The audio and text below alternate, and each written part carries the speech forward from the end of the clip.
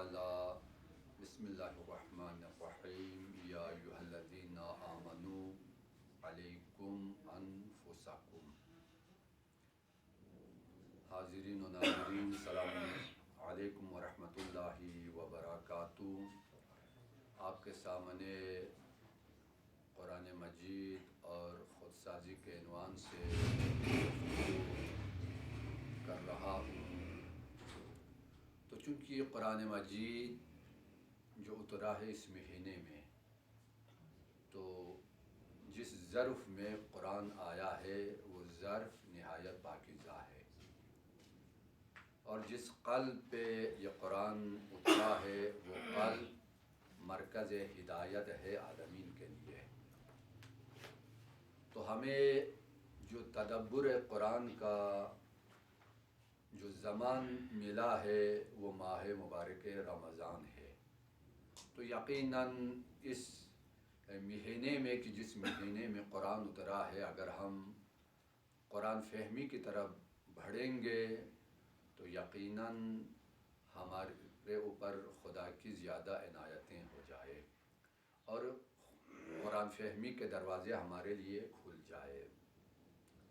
تو دراصل عرض کیا تھا، دیکھو خودسازی سے پہلے خود شناسی ضروری ہے۔ ہم چاہیں گے کہ خودسازی کرے تو کہاں سے شروع کرے اور کیسے شروع کرے؟ تو ضروری ہے کہ ہم خود شناسی کی طرف بڑھے پہلے مقدماتاً۔ تو سوال یہ پیدا ہوتا ہے، آیا کہ قرآن میں خود شناسی سے متعلق آیتیں ہیں؟ کیا قرآن سے کوئی رہنمائی مل سکتی ہے کہ خود شناسی کیا ہے اور کن مراحل پہ ہم نے جانا ہے، اور خود شناسی سے متعلق قرآن کیا کہتا ہے؟ تو دراصل اگر قرآن کا ہم مطالعہ کریں تو چونکہ خود شناسی وہی نفس شناسی ہے، وہی ذات شناسی ہے، وہی وجود شناسی ہے، وہی انسان شناسی ہے۔ اگر ہم اس طرح بڑھیں گے تو قرآن مجید میں بہت ساری آیتیں اسی خود شناسی سے متعلق ہے۔ ایک آیت ہے سورہ مبارکہ مائدہ آیت نمبر 105۔ ارشاد پروردگار ہو رہا ہے کہ یا ایھا الذین آمنوا علیکم انفسکم لا یضرکم من ضل اذا اہتدیتم۔ پروردگار ارشاد فرما رہا ہے، اے ایمان لانے والو، کہ تمہارے اوپر ضروری ہے کہ تم اپنا خیال رکھو اور اپنے نفس کو بچاؤ اور اپنے نفس کی حفاظت کرو۔ تم اپنی حفاظت کرو۔ یا ایھا الذین آمنوا علیکم انفسکم، تمہارے اوپر جو ذمہ داری ہے، سب سے پہلی ذمہ داری کیا ہے؟ وہ اپنے نفس کی حفاظت اور اپنے نفس کو بچانا۔ اور آیت آگے بڑھ کے کہہ رہی ہے کہ جو شخص گمراہ ہو جائے اس کی گمراہی تمہیں کوئی ضرر نہ پہنچا سکے۔ یہ اس وقت ہے کہ جب ہم اپنے آپ کو پہچانیں گے، ہمیں پتہ ہوگا کہ ہم کہاں پر کھڑے ہیں۔ اگر آپ دریا کے کنارے پر اگر کھڑے ہوں اور کوئی آپ کو دھکا دینا چاہے تو آپ اپنے آپ کو بچائیں گے، کیوں؟ اگر دھکا مل جائے تو آپ نے دریا میں جانا ہے، جب دریا میں گر جائے تو بچنا نہیں ہے۔ دریا میں جانے کے بعد بچانے کی کوشش نہ کرے، وہاں تو آپ نے جانا ہے۔ تو دریا میں گرنے سے پہلے اپنے آپ کو بچاؤ تاکہ دھکا نہ کھائے۔ تو یہاں پر قرآن کہہ رہا ہے کہ دیکھو اپنے آپ کو بچاؤ، اپنے آپ کو بچاؤ، اپنے آپ کو گرنے نہ دے، اپنے آپ کو ضائع نہ کرو، اپنی عمر کو ضائع نہ کرو، اپنے لمحات کی قیمت آپ کو معلوم ہو، آپ کو اپنی قیمت کا پتہ ہو۔ آپ اس دنیا میں آئے ہیں اپنے آپ کو کشف کرنے کے لیے۔ آپ نے پہلے اپنے آپ کو کشف کرنا ہے کہ آپ ہے کیا۔ تو قرآن بھی یہی کہہ رہا ہے کہ پہلے آپ اپنی فریاد کو سنو. پہلے آپ بچیں گے تو آپ دوسروں کو بچا سکیں گے. اگر انسان خود نہ بچے تو وہ دوسروں کو کیا بچائے. اسی وجہ سے قرآن کہہ رہا ہے پہلے دیکھو اپنی نفس کی معرفت حاصل کرو.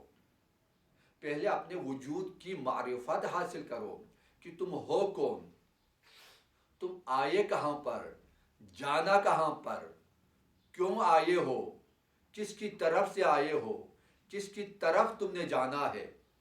یہ سارے سوالات ہیں جو ہر انسان کے ذہن میں یہ سوالات ہیں، اور ہمیں ان سوالات کا جواب ڈھونڈنا ہے. اگر ان سوالات کا جواب آ جائے تو گویا کہ ہم نے معرفت انسانی اور خود شناسی کے بہت سارے مراحل ہم طے کر چکے. لیکن ان سوالات کا جواب تک جانا ہمارے لیے اہم ترین مرحلہ ہے. تو قرآن کہہ رہا ہے کہ جب علیکم انفسکم، تمہیں دوسروں کی فکر بعد میں ہے، پہلے اپنی فکر کرو. تم بچو گے تو دوسروں کو بچا سکو گے.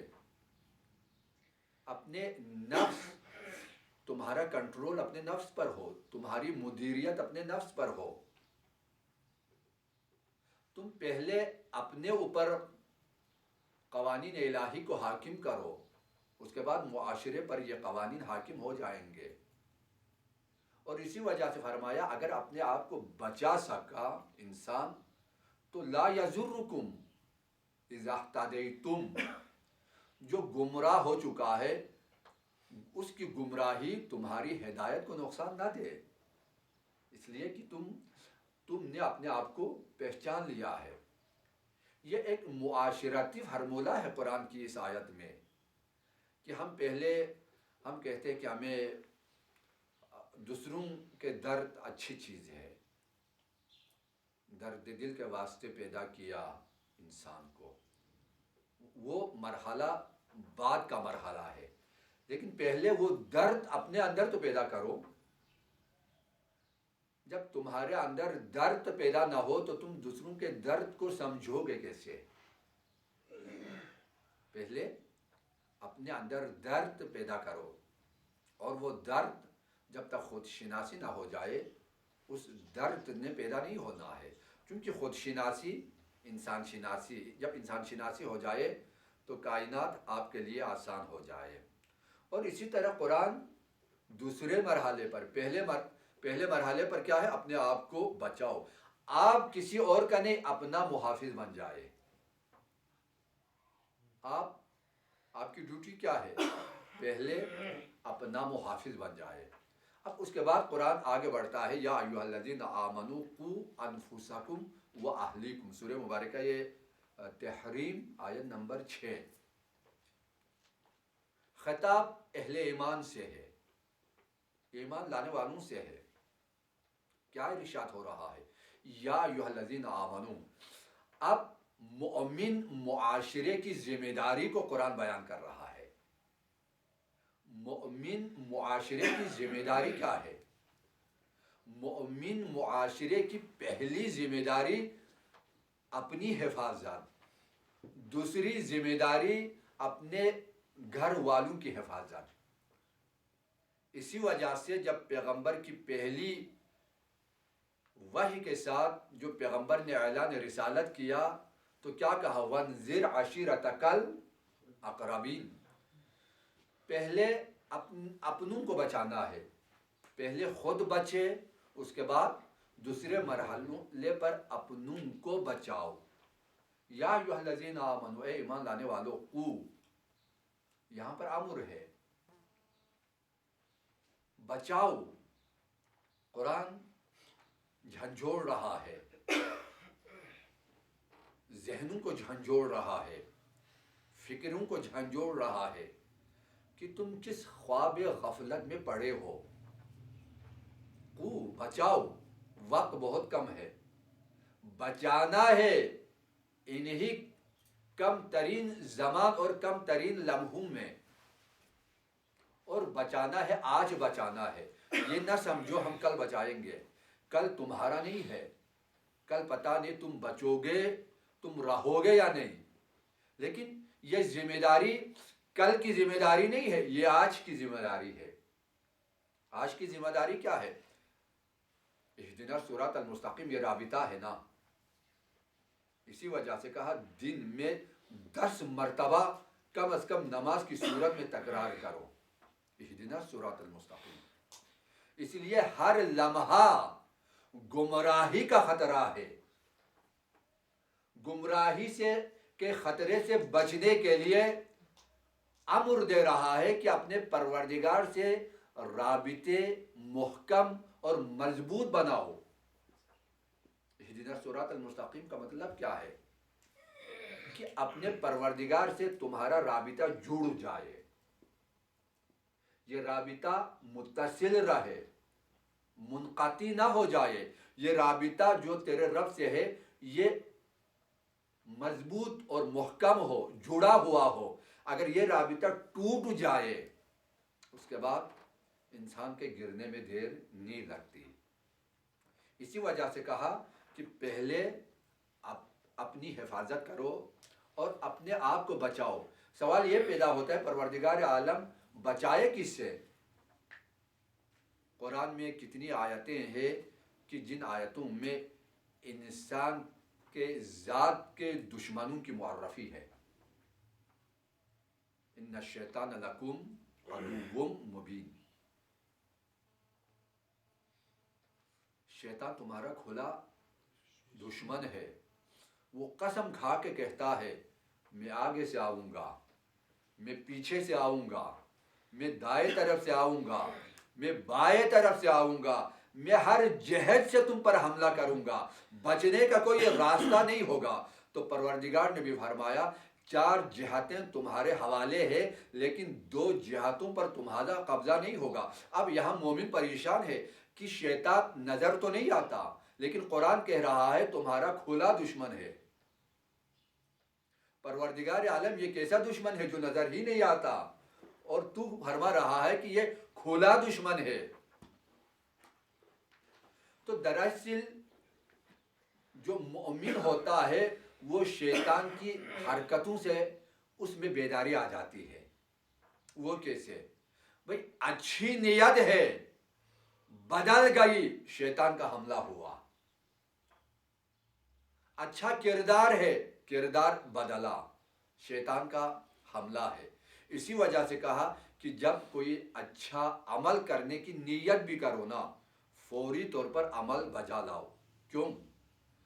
اگر فوری طور پر اس عمل کو بجا نہیں لاؤ گے تو شیطان تمہارے لیے زمان خریدے گا۔ یہ زمان خریدنے کا کام یہ شیطان کا ہے۔ کیسے خریدے گا؟ ابھی وقت ہے، کل کریں گے، ابھی وقت ہے، پرسوں کریں گے، ابھی یہ جو دروازے پر آیا ہے آج خالی ہاتھ لوٹا دو، کل پیسہ زیادہ آئے گا نا تو ہم دیں گے۔ دیکھو جس غیر محسوس طریقے سے شیطان حملہ آور ہوتا ہے، لیکن شیطان کی شیطنت کو مؤمن المؤمن ینظر بنور اللہ، یہ ہر ایک کے بس کی بات نہیں ہے شیطان کو پہچانے، لیکن ہے کھلا دشمن، چھپ کے دشمنی نہیں کرتا، سامنے آ کے دشمنی کرتا ہے، لیکن اسے پہچاننے کے لیے بصیرت کی ضرورت ہے، اسے پہچاننے کے لیے الہی نظر کی ضرورت ہے۔ اسی لیے کیا فرمایا؟ المؤمن ینظر بنور اللہ۔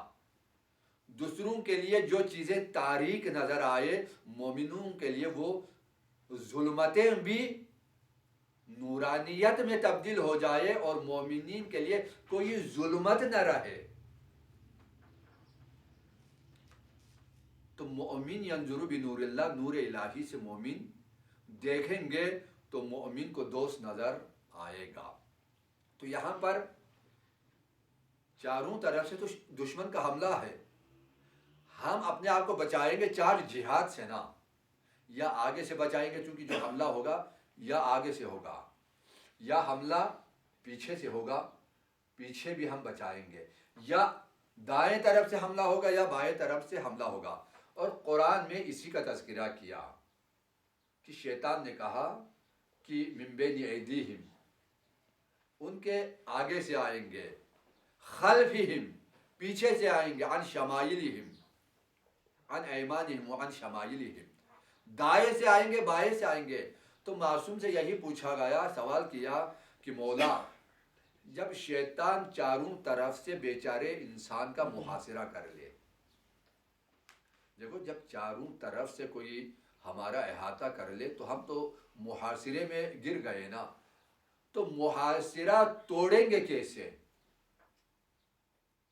اب محاصرے میں ہے، شیطانی محاصرے میں ہے پوری انسانیت، کیونکہ جو قرآن کہہ رہا ہے مطلق انسان پر حملہ کرے گا شیطان، کوئی بچے گا نہیں۔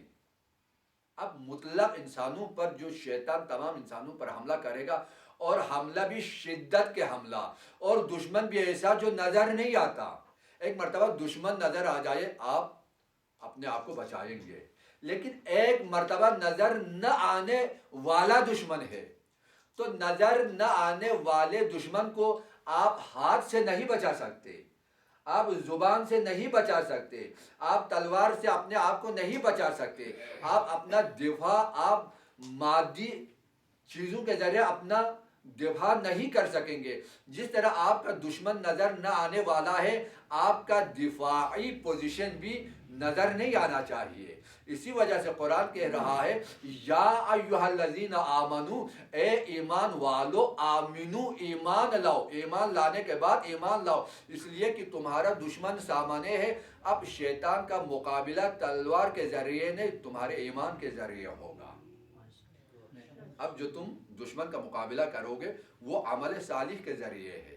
اب دشمن کا مقابلہ یہ قرآن پڑھنے سے ہے۔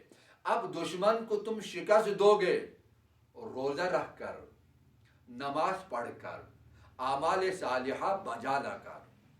تو یہاں پر قرآن جو ہماری ذمہ داری کو بیان کر رہا ہے وہ کیا ہے؟ اپنے آپ کو بچاؤ، یعنی اپنے نفس کو پہچانو، اپنی ذات کی معرفت حاصل کرو۔ شیطان کا حملہ تمہاری جسم پر نہیں ہے، تمہاری روح پر ہے، تمہارے نفس پر ہے۔ تو جس جگہ اس کا حملہ ہو رہا ہے اس جگہ کی پہچان ضروری ہے۔ اسی وجہ سے قرآن کہہ رہا ہے بچاؤ۔ کس سے بچائے؟ دشمنوں سے بچائے، جو تمہارے نفوس کا دشمن ہے اور تمہارے ایمانی دشمن ہے، تمہیں صراط مستقیم پر رہنے نہ دے۔ اسی وجہ سے یہ ایسا دشمن ہے جو چاروں طرف سے انسان کو محاصرے میں لے۔ معصوم سے سوال ہوا تو اس کے بعد اس بیچارے انسان کا کیا حال ہوگا جب ہر طرف سے نظر نہ آنے والا دشمن انسان پر حملہ کرے اور انسان اپنے آپ کو بچانا چاہے اور وہ قسم کھا کے کہہ رہا ہے میں آگے سے آؤں گا، میں پیچھے سے آؤں گا، میں دائیں طرف سے حملہ کروں گا، میں بائیں طرف سے حملہ کروں گا۔ تو معصوم فرماتے ہیں جہتیں 4 نہیں ہے، جہتیں 6 ہے۔ پروردگار عالم نے 4 جہاد کو شیطان کے اختیار میں دیا ہے، 2 جہاد کو مومن کے اختیار میں دیا ہے۔ مومن شیطان کے حملات کو سے بچ سکتا ہے، اس کے جو حملہ ہے اسے دفع کر سکتا ہے، اپنا دفاع کر سکتا ہے 2 جہتوں کے ذریعے۔ ایک جہاد زمین ہے، ایک جہاد آسمان ہے۔ زمین کے جہت کی طرف وہ سجدہ کر کے شیطان کو شکست دے گا، اور آسمان کی جہت میں شیطان کو وہ شکست دے گا دعا کے لیے ہاتھ اٹھا کر۔ تو یہ 2 جہتیں مومن کے لیے مخصوص ہے، اور شیطان کا حملہ نہیں ہوگا، چونکہ اللہ نے منع کیا ہے ان 2 جہتوں سے شیطان کا ورود نہیں ہوگا۔ تو انسان شناسی دیکھو قرآن کہہ رہا ہے اپنے آپ کو پہچانو، بچاؤ اپنے آپ کو۔ اور دوسری آیت میں خدا خود شناسی کی دعوت دے رہا ہے، وَفِي أَنفُسِكُمْ أَفَلَا تُبْصِرُونَ۔ خدا کی نشانیاں کہاں کہاں ڈھونڈو گے؟ بھائی تمہارے اپنے اندر ہے، تم بڑے معجزات کی تلاش میں نہ رہو، یہ سارے معجزات تمہارے وجود کے اندر چل رہے ہیں۔ تمہارے وجود کے اندر خدا کی بڑی بڑی نشانیاں ہیں، قدرت الہی کی بہت ساری نشانیاں تمہارے وجود کے اندر ہے۔ افلا تبصرون وفی انفسکم، تمہارے وجود میں ہے، کیا تم نہیں دیکھتے؟ تو یہاں پر اس ظاہری آنکھ سے بھی ہم اپنے وجود کو دیکھ سکتے ہیں، اور جو ہمارے قلبی نظر ہے اس قلبی نگاہ سے بھی ہمیں دیکھنے کا حکم ہے۔ اسی طرح ایک اور آیت ہے، بہت جھنجھوڑنے والی آیت ہے، سنوریہم آیاتنا فی الآفاق وفی انفسہم حتی یتبین لہم انہ الحق، سنوریہم آیاتنا فی الآفاق۔ یہاں پر پروردگار عالم ظاہری نگاہ اور باطنی نگاہ دونوں پہ گفتگو فرما رہا ہے، اور اسی طرح شناخت ظاہر اور شناخت باطن، معرفت ظاہر اور معرفت باطن، ان دونوں کی طرف اس آیت میں اشارہ ہو رہا ہے۔ اور خدا فرما رہا ہے سنوریہم، ان قریب ہم دکھائیں گے تمہیں، ہم انہیں دکھائیں گے، انسانوں کو ہم دکھائیں گے، سنوریہم ان قریب ہم دکھائیں گے، سنوریہم آیاتنا، ہم اپنی نشانیاں دکھائیں گے۔ کہاں دکھائیں گے؟ فی الآفاق،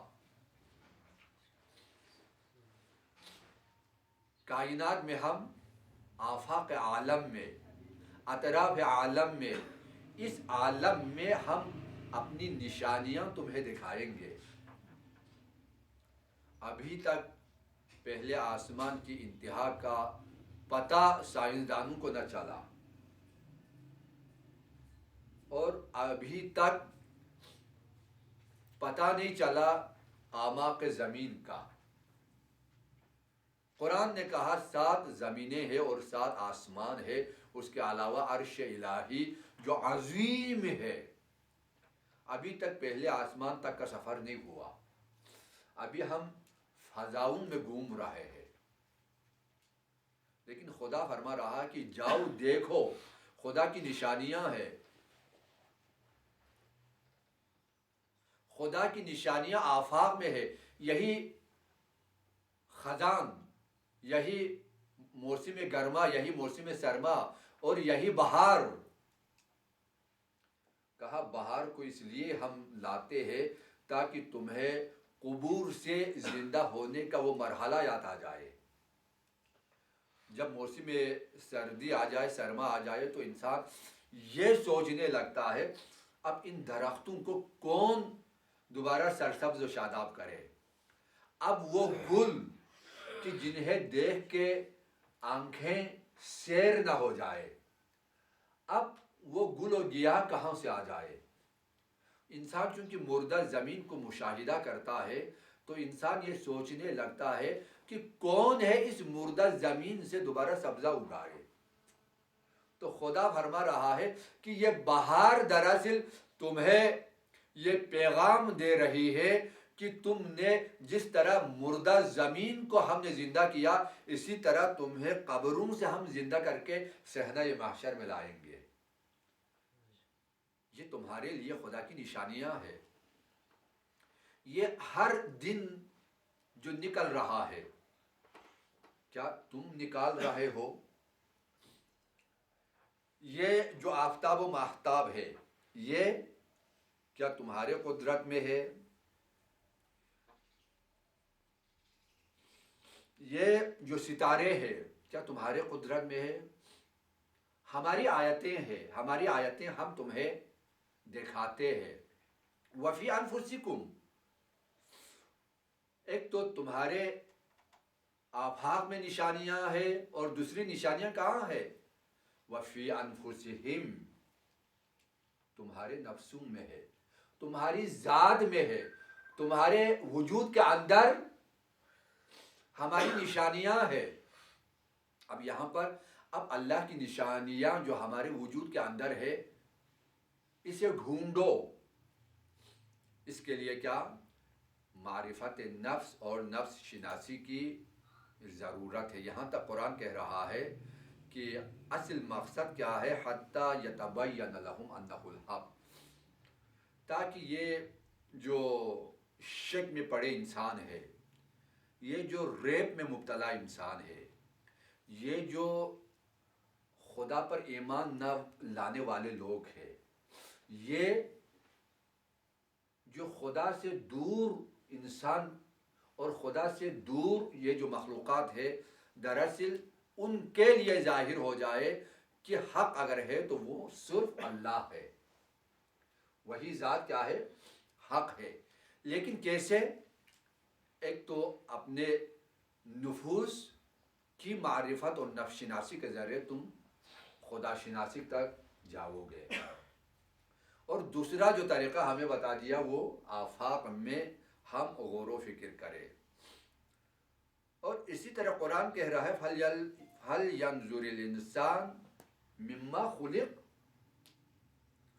دیکھو یہ مراحل خلقت، قرآن مجید میں مراحل خلقت کو بیان فرما رہا ہے،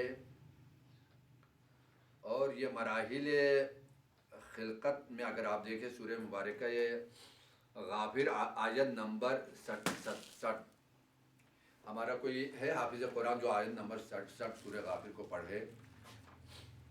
سورہ مبارکہ غافر آیت نمبر 67 میں پروردگار عالم مراحل خلقت کو بیان فرما رہا ہے. چونکہ ماہ رمضان ہے تو قرآن سے بھی ہمارا کیا ہونا چاہیے، وابستگی ہو. تو سورہ مبارکہ غافر آیت نمبر 67 ہے، هو الذی خلقکم من تراب، یہ آیت ہے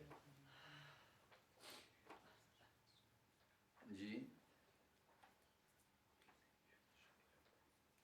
یہ تو ہم خود پڑھیں گے، کوئی اگر حافظ قرآن ہے تو بتا دے. البتہ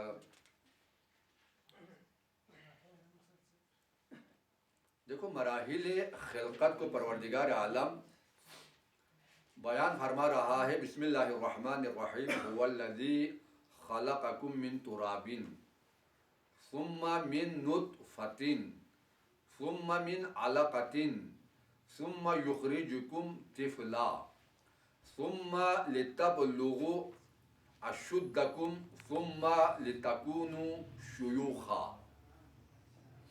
ومنکم من یتوفی من قبل وَلِتَبْلُغُوا أَجَلًا مُّسَمًّى وَلَعَلَّكُمْ تَعْقِلُونَ. اس آیت میں پروردگار عالم مراحل خلقت کو بیان فرما رہا ہے، اور انسان کے لیے یہ مراحل خلقت بیان کرنے کا اصل مقصد یہ ہے کہ تعقل کرے، غور و فکر کرے، تاکہ مراحل خلقت میں غور کرے کہ تم کیا تھے، کیا بنے اور کیا بن جائیں گے، اور تم نے کرنا کیا ہے. پروردگار عالم دراصل انسان کی زندگی جو مادی زندگی ہے اس کی ابتدا سے لے کر اس کی انتہا تک ایک آیت میں پروردگار عالم نے بیان کیا ہے، اور آخر میں انسانیت کو دعوت دے رہا ہے کہ غور کرو تم کیا تھے. ارشاد ہو رہا ہے هو الذی خلقکم من تراب، تمہارا اصل مٹی ہے، تم بنے ہو مٹی سے. تمہاری خلقت کہاں سے ہوئی؟ مٹی ہے، اور اسی میں تم نے جانا ہے اور اسی سے تمہیں اٹھائے گا. مٹی سے بھاگنے کی ضرورت نہیں ہے، یہ تمہارا اپنا ہے، یہ ہمارا اپنا ہے. اس سے محبت کرو، کل اسی کے آغوش میں جانا ہے. تو مراحل خلقت دیکھو، غور کرو. کیسے غور و فکر کرے کہ تم تھے کیا؟ بھائی تم مٹی تھے، لیکن مٹی سے ہم نے تمہیں وجود دیا، مٹی سے ہم نے بنایا تمہیں، مٹی سے ہم نے نطفے میں تبدیل کیا. نہ مٹی میں تمہارا وجود کسی کو نظر آئے، نہ نطفے میں تمہارا وجود کسی کو نظر آئے. ثم من نطفۃ ثم من علقہ. دیکھو جہاں پر یہ سما آ رہا ہے نا لفظ، یہ کیا ہے؟ سما. یہ جہاں پر بھی آ جائے یہ فاصلہ یہ زمانی کے لیے ہے. یعنی ایسا نہیں ہے کہ بلا فاصل انسان کا وجود تبدیل ہو رہا ہو، نہیں. تمہارا وجود کچھ عرصہ مٹی بن کر رہے اور اس کے بعد کچھ عرصہ نطفہ بن کے صلب پدری میں تم رہے. انسان کے مسکن کو بھی بتا رہا ہے کہ تم کہاں کہاں ٹھہر کے آ رہے ہو، کہ اس دنیا سے جانے کے لیے تم شک میں مبتلا ہو. لیکن پہلے اپنے وجود کو دیکھو، تم کہاں پر تھے؟ تم خاک تھے، تم مٹی تھے، تمہاری کوئی حیثیت نہیں تھی. لیکن مٹی سے ہم نے تمہیں نطفے میں تبدیل کیا اور نطفے سے ہم نے علقے میں بدلا، لوٹھرے میں. اس کے بعد ہم تمہیں بچے کی شکل میں نکالیں گے. یعنی وجود یہ سما ہے، عرصہ ہے، عرصہ یہ زمانی ہے. ٹھیک ہے. نطفہ سے بچے تک، ماں کے شکم سے نکلنے تک 9 مہینے کا پورا عرصہ ماں کے رحم میں. لیکن آبا و اجداد کے صلب میں پتہ نہیں کتنے زمانے سے تم موجود ہو. ذرا غور کرو، کب سے تمہارا وجود ہے؟ نطفے کی شکل میں. لیکن اس کے بعد بچے کی شکل میں ہم تمہیں نکالیں گے. ثم لتبلغوا اشدکم. اس کے بعد تم جوانی کی اس قدرت مند زندگی تک جا سکو. تمہاری زندگی کا جو شباب، تمہاری زندگی کا جو حسن ہے وہ ہے شباب، جوانی. قرآن کہہ رہا ہے کہ جوانی میں تمہاری طاقت جوبن پر ہے، کمال پر ہے، ہر جہت سے کمال ہے. ایک جوان کو آپ دیکھیں، ہر جہت سے کمال ہے. کبھی کچھ ایسے انسان آپ کے سامنے آ جائے کہ آپ کی نگاہیں نہ ہٹے، اتنا جمال، اتنا کمال. کبھی ایک انسان بولتا ہے تو وہ مسلسل کے گھنٹے بھی بولے تو انسان کے کان نہ تھکے، انسان کا وجود نہ تھکے. یہی چاہتا ہے کہ یہ اور بولے، کاش زمان طولانی ہو جائے اور اسے سنے. یہ کیا ہے؟ دراصل آپ کا کمال ہے. لیکن یہ سارے کمالات کیا ہے؟ اپنے عروج تک آ جائے جوانی میں. اور اس کے بعد قرآن ایک اور آخری مرحلے کی طرف اشارہ فرما رہا ہے. ثم لتکونوا شیوخا. اس کے بعد جو مرحلہ ہے تمہارا کیا ہے؟ وہ مرحلہ ہے پیری کا. آنکھ دیکھنے سے قاصر، کان سننے سے قاصر، زبان بولنے سے قاصر. تمہیں ناز تھا نا انہی 3 چیزوں پر، لیکن تینوں چیز اب ناکارہ ہے. آنکھ نہ دیکھ سکے، کان نہ سن سکے، زبان نہ بول سکے تو تم دوبارہ جس طرح 2 سالہ بچے کو تم اشاروں سے چلاتے ہو، اسی طرح تمہاری وہ حالت ہوگی 80 سال کے بعد، 90 سال کے بعد دوبارہ وہی بچہ بن کر تمہیں اشاروں سے چلانا پڑے گا. یعنی پروردگار عالم انسانی جو زندگی اور وجود ہے، جو ظاہری جو مراحل ہے، اس ظاہری مراحل کی طرف اشارہ کیا. انشاءاللہ اگر ہم ان مراحل کو سمجھیں گے تو انشاءاللہ اسی مراحل شناخت پر کل بھی گفتگو ہوگی. اور اسی کے ساتھ آپ سے اجازت چاہوں گا. والسلام علیکم ورحمۃ اللہ وبرکاتہ.